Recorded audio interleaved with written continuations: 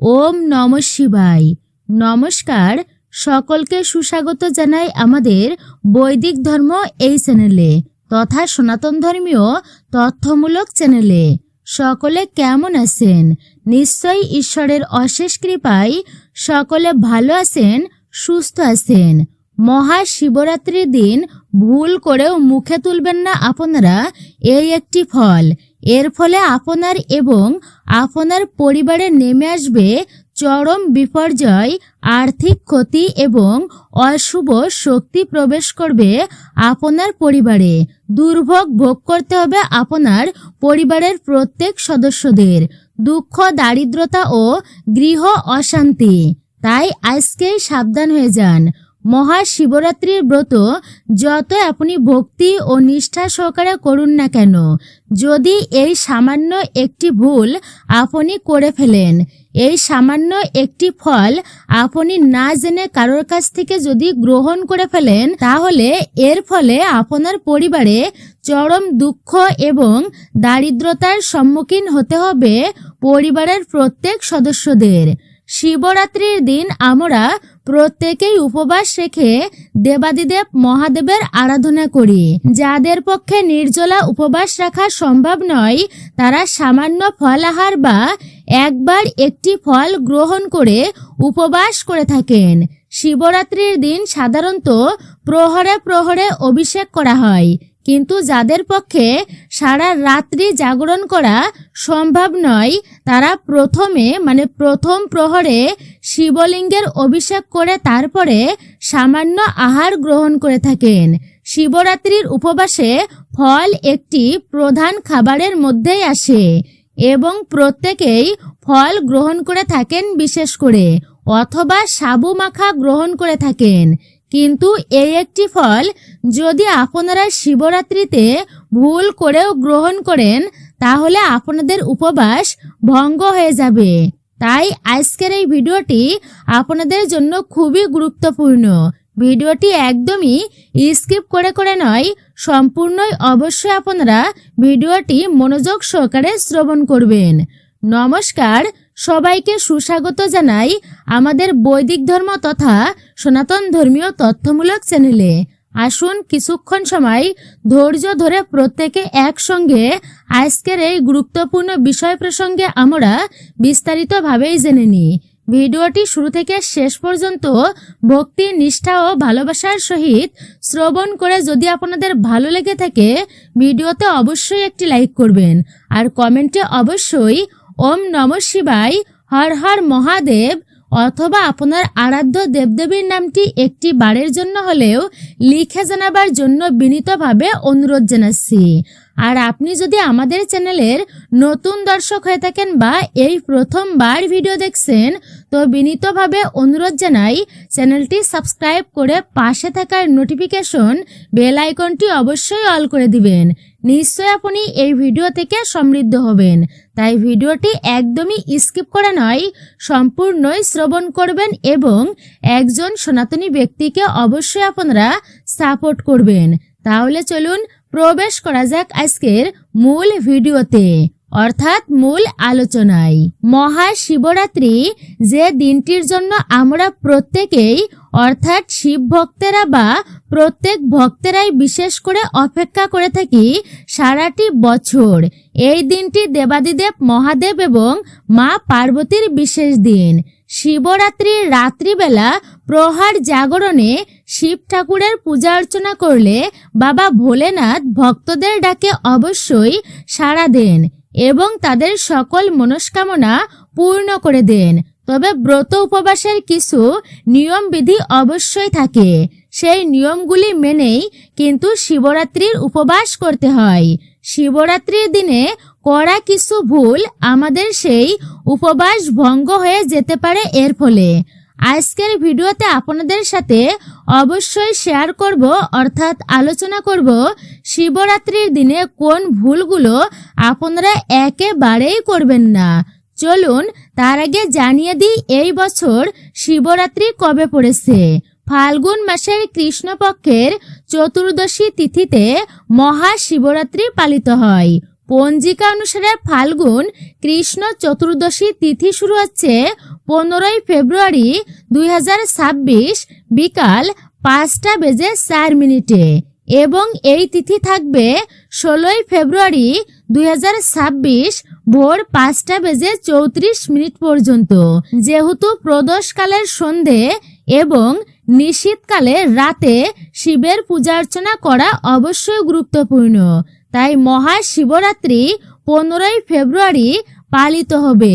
মহাশিবরাত্রির দিন উপবাস করে ব্রত পালন করে 4টি প্রহরে পূজা করা অত্যন্তই গুরুত্বপূর্ণ। মহাশিবরাত্রির সন্ধ্যা পূজা শুরু হয় এবং পরের দিন সকাল পর্যন্ত মোট 4 বার দুগ্ধ বা জল ঢালতে হয়। মহাশিবরাত্রির প্রথম প্রহরের পূজা হচ্ছে প্রথম প্রহরের পূজা 15ই ফেব্রুয়ারি সন্ধ্যা 6:01 থেকে রাত্রি 9:09 পর্যন্ত। আর দ্বিতীয় প্রহরের পূজার সময় হচ্ছে 15ই ফেব্রুয়ারি রাত্রি 9:09 থেকে শুরু করে 16ই ফেব্রুয়ারি রাত্রি 12:17 পর্যন্ত। এবার আপনারা জানবেন তৃতীয় প্রহরের পূজার সময় কখন রয়েছে। 12:17 থেকে শুরু করে ভোর রাত্রি 3:25 পর্যন্ত। মহাশিবরাত্রির চতুর্থ প্রহরের পূজার সময় হচ্ছে মানে শিবলিঙ্গে আপনারা কখন জল ঢালবেন এই চতুর্থ প্রহরে রাত্রি 3:25 থেকে শুরু করে ভোর 5:34 পর্যন্ত। এটাই হচ্ছে চতুর্থ প্রহরের শিবরাত্রির পূজার সময়। মহাশিবরাত্রির উপবাস ভঙ্গ করা হবে অথবা পালন করা হবে 16ই ফেব্রুয়ারি সকাল 6:33 পর।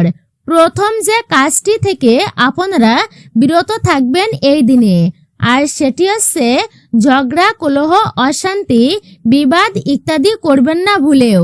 পরিবারের সদস্যরা বিশেষ করে স্বামী স্ত্রী একে অপরের সাথে সেই দিন কোনো রকম ঝগড়া করবেন না, ঝামেলা করবেন না, বা দুজন দুজনকে কটু কথা আপনারা শোনাবেন না, কটু বাক্য কখনো প্রয়োগ করবেন না। মনে রাখবেন এই মহাশিবরাত্রির পূর্ণ তিথিতে শিব ও শক্তির মিলন হয়েছিল। হর পার্বতীর বিবাহের দিন হচ্ছে মহাশিবরাত্রি। তাই আপনি আড্ডা বা গল্পর ছলে স্বামীর নিন্দার পর স্ত্রীর কাছে আপনারা করবেন না, অর্থাৎ স্বামী নিন্দা স্ত্রীর কাছে, স্ত্রীর নিন্দা স্বামীর কাছে আপনারা এমনটি করবেন না। স্বামীরাও স্ত্রীকে কোনো রকম অপমানজনক কথা আপনারা বলবেন না। এই দিন দুজনে মিলেমিশে অবশ্যই থাকার চেষ্টা করুন এবং আপনাদের মধ্যে যদি কোনো বিভেদ থাকে সেটি অবশ্যই আপনারা মিটিয়ে নিন। বাড়ির যারা বয়স্ক গুরুজন ব্যক্তিরা যারা আছেন অবশ্যই তাদেরকে আপনারা সম্মান করুন। শুধুমাত্র এই দিনেই নয়, প্রতিটা দিনেই অবশ্যই গুরুজনদেরকে সম্মান করা উচিত। তাদের সাথে কোনো রকম আপনারা খারাপ ব্যবহার করবেন না, খারাপ আচরণ করবেন না। আপনার কোনো কথা বা কাজে যেন বাড়ির বড়রা আঘাত না পায়। আপনি মহাশিবরাত্রির ব্রত করেছেন, সংযমী হয়ে উপবাস রেখে পূজা অর্চনা করতে চান, আপনি কিন্তু এই ছোট্ট ছোট্ট জিনিসগুলোর অবশ্যই খেয়াল রাখবেন। বাড়ির পরিবেশ অত্যন্তই সুস্থ এবং সুন্দর রাখুন।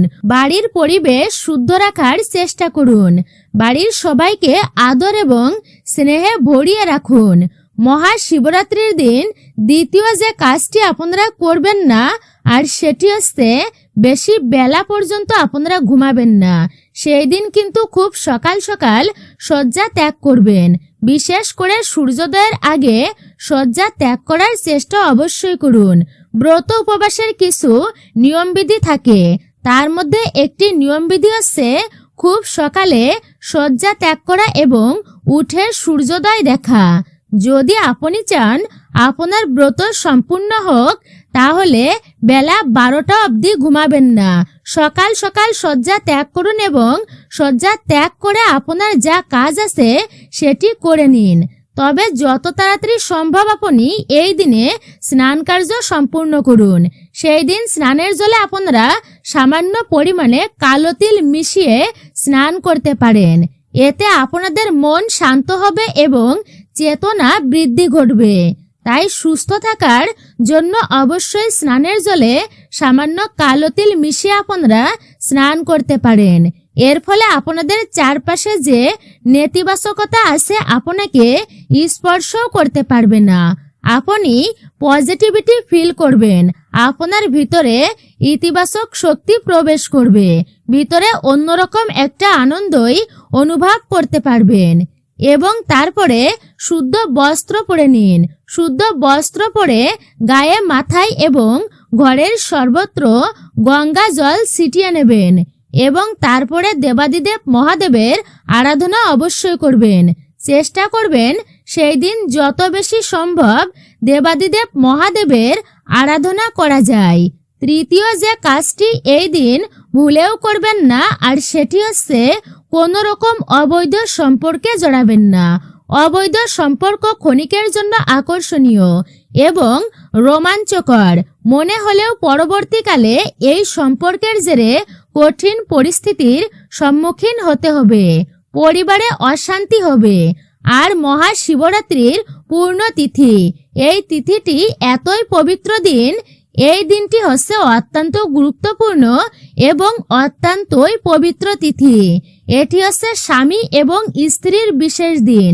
স্বামী স্ত্রী দুজনে মিলে মহাশিবরাত্রির ব্রত অবশ্যই করুন, কারণ এই দিন হর পার্বতীর মিলনের দিন। যদি আপনাদের মধ্যে সামান্য দূরত্ব এসে থাকে, আপনারা যদি একসাথে মহাশিবরাত্রির ব্রত করেন, শিব পার্বতীর পূজা অর্চনা করেন মহাশিবরাত্রির তিথিতে, তাহলে আপনাদের মাঝখানে দূরত্বটুকু একটু হলেও কমে যাবে, অর্থাৎ দূরত্ব মিটে যাবে। আর যদি কোনো অবৈধ সম্পর্কের জোরে আপনারা থাকেন বা সেই রকম মনোভাব মনে এসে থাকে, তাহলে মহাশিবরাত্রির দিনই সেটি মন থেকে মুছে ফেলুন। অবৈধ সম্পর্ক কাউকে কিছু দেয় না, বরঞ্চ অনেক কিছু কেড়ে নেয়। ন্যায়, মান সম্মান, সম্পত্তি এবং মনের শান্তি। তাই অবশ্যই এই সমস্ত সম্পর্ক থেকে সবসময় আপনারা দূরত্ব বজায় রাখবেন এবং নিজেকে সর্বদাই বিরত রাখার চেষ্টা করবেন। অবশ্যই বিরত রাখবেন। মহাশিবরাত্রির পূর্ণ তিথিতে আপনারা অবশ্যই এটি খেয়াল রাখবেন যে এরকম কোনো সম্পর্ক যদি থাকে সেটি একেবারেই ঝেড়ে ফেলুন এবং স্বামী স্ত্রীর সম্পর্ক মজবুত করবার চেষ্টা করুন। চতুর্থ যে কাজটি মহাশিবরাত্রির দিন আপনারা ভুলেও করবেন না, সেটি হচ্ছে আপনার বাড়ির দরজা থেকে কাউকে সেই দিন তাড়িয়ে দেবেন না। আপনার বাড়ির দরজায় যদি সেই দিন কোনো ভিক্ষুক, দরিদ্র, অসহায় ব্যক্তি আসে, বিকলাঙ্গ বা আপনার চেনা পরিচিত কোনো ব্যক্তি আসে আপনার কাছে কোনো সাহায্য প্রার্থনা করে আপনার দরজায় এসে থাকে, তাহলে আপনি তাকে শূন্য হাতে কখনো ফেরাবেন না। মহাশিবরাত্রির দিন একটি অত্যন্তই পূর্ণ দিন, অত্যন্তই পূর্ণ তিথি। সেই দিন বাড়ির দরজা থেকে যদি খালি হাতে আপনি কাউকে ফিরিয়ে দেন, তাহলে মহালক্ষ্মী কিন্তু ক্রোধিত হবে এবং শিব পার্বতীর আশীর্বাদ থেকেও আপনারা বঞ্চিত হবেন। সারা বছর ব্যাপী পরিবারের সুখ শান্তি থাকবে না একদমই। মহাশিবরাত্রির পূর্ণতিথিতে যদি আপনার কাছে কোনো ব্যক্তি সাহায্য প্রার্থনা করতে আসে, আপনার সাধ্য সামর্থ্য মতো তাকে সাহায্য করুন। গরিব এবং অসহায় মানুষ যদি ক্ষুধার্ত থাকে, তাহলে তাকে খাদ্য দিয়ে সাহায্য করুন। যদি আপনার কাছে রান্না করা খাবার না থাকে, তাহলে আপনি শস্য দান করতে পারেন, আপনার সামর্থ্য মতো অর্থ দান করতে পারেন। এভাবে গরিব এবং অসহায় মানুষের পাশে অবশ্যই দাঁড়ান। মন্দির প্রাঙ্গণেও যদি কিছু ভিক্ষুক থাকে, অসহায় মানুষ থাকে, তাহলে পুজো দেওয়ার পরে আসার পথে আপনি অবশ্যই সেখানে কিছু দান করবেন। হিন্দু ধর্মে দানের বিশেষ গুরুত্ব আছে এবং পূর্ণ তিথিতে দান করলে আরো অধিক পুণ্য অর্জন হয়।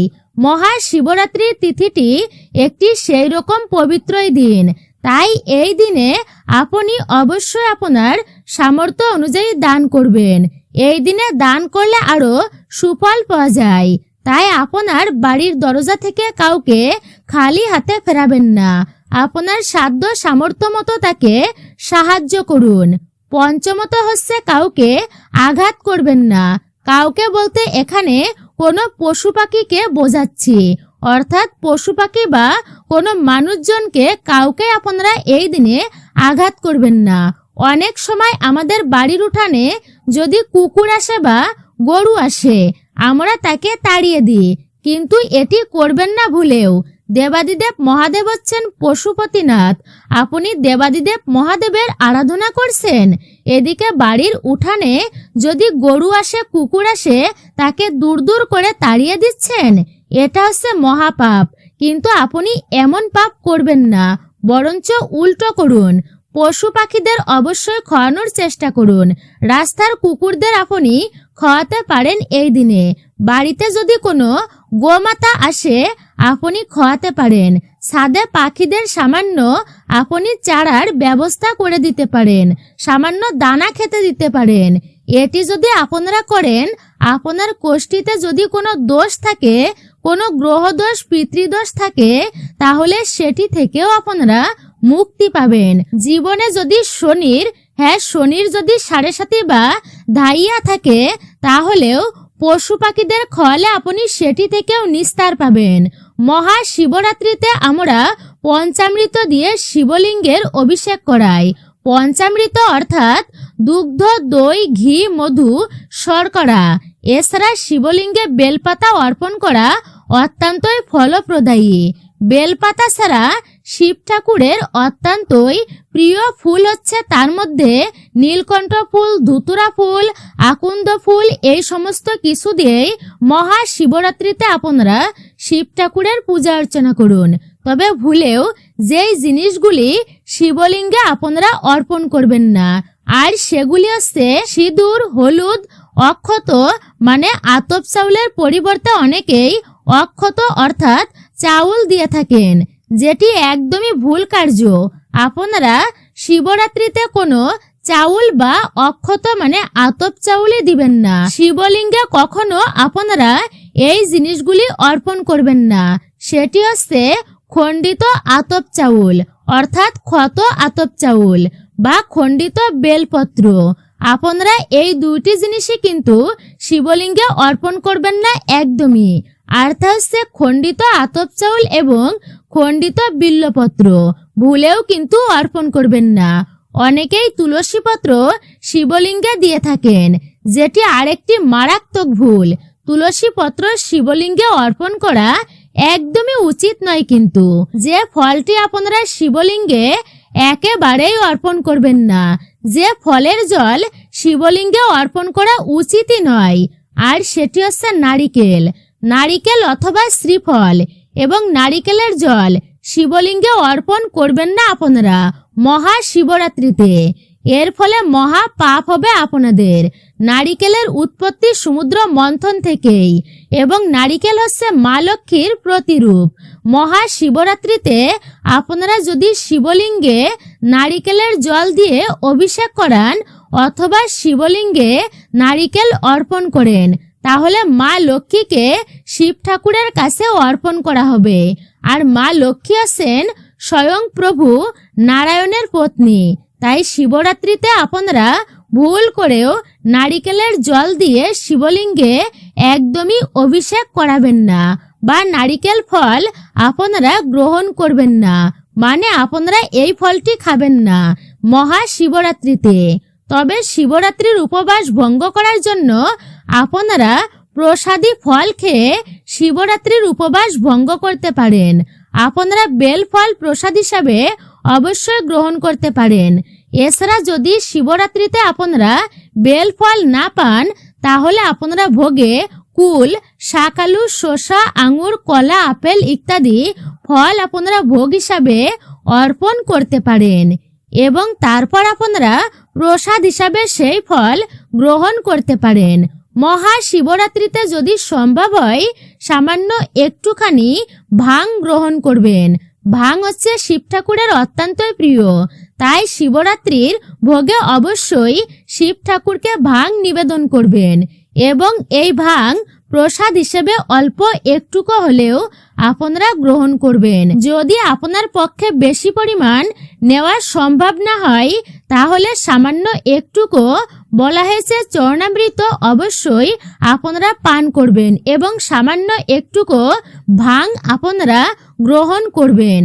তাতে আপনাদের কোনো রকম অসুবিধা হবে না। শিবরাত্রির দিন সকালে স্নান ও পূজার পর ব্রতের সংকল্প গ্রহণ করুন। সন্ধ্যায় পূজার আগে আবার স্নান করুন। 4 প্রহরে শিবের পূজা অর্চনা করুন। পঞ্চামৃত দিয়ে শিবলিঙ্গের অভিষেক করুন।